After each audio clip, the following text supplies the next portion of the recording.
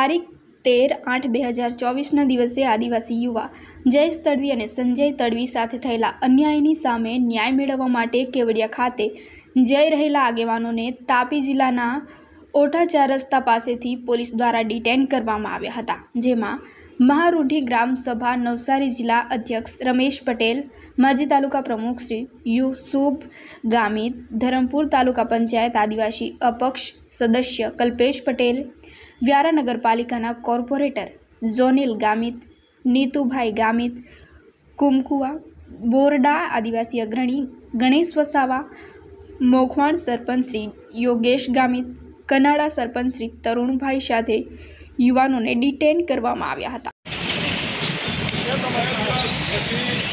ભારત દેશ સ્વતંત્ર દિવસ ઉજવી રહ્યો છે અને તમે આજે અમારા અધિકારો તમે અમલ કરી રહ્યા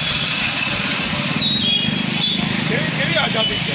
આ રોકવાનું કારણ શું? કારણ તો આપો અમને ઉત્તર ત્યાં 2 દીકરાઓને મારી નાખ્યા અને અમે તો શ્રદ્ધાંજલિ આપવા માટે જતા હા, એ તો અમારે ફરજ કહેવાય કે અમારા આદિવાસી સમાજના હતા, શ્રદ્ધાંજલિ આપવા માટે જઈએ અમે થઈ જાય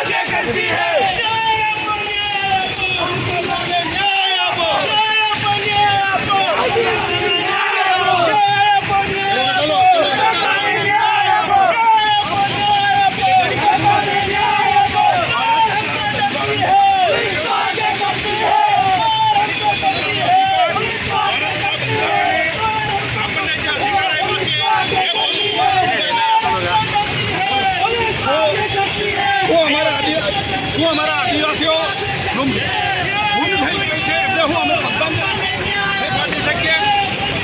અમારે શ્રદ્ધાંજલિ પાઠવવાનો બી અધિકાર નથી।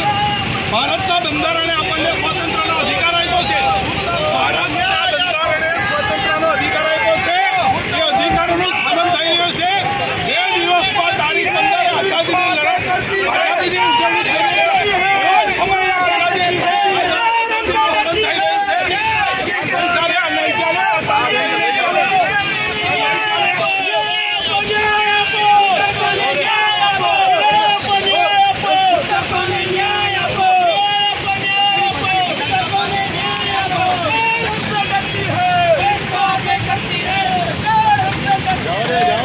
કેવડિયા ખાતે આદિવાસી સમાજના 2 યુવાનોને ઢોરમાર મારીને મૃત્યુને ઘાટ ઉતારી દેવામાં આવ્યા હતા. એના શ્રદ્ધાંજલિનો કાર્યક્રમ આદિવાસી સમાજના આગેવાનો દ્વારા એલાન કરવામાં આવ્યો હતો અને અમે પણ શ્રદ્ધાંજલિ આપવા માટે ધરમપુરથી કલ્પેશ પટેલ, રમેશભાઈ પટેલ જેઓ રૂઢિગત ગ્રામસભાના અધ્યક્ષ અને સાથે સરપંચીઓ અને 12 જેટલા યુવાનો સાથે અમે પણ જઈ રહ્યા હતા, પરંતુ સોનગઢ ઓટા 4 રસ્તા પર અમને ડિટેન કરવામાં આવ્યા છે.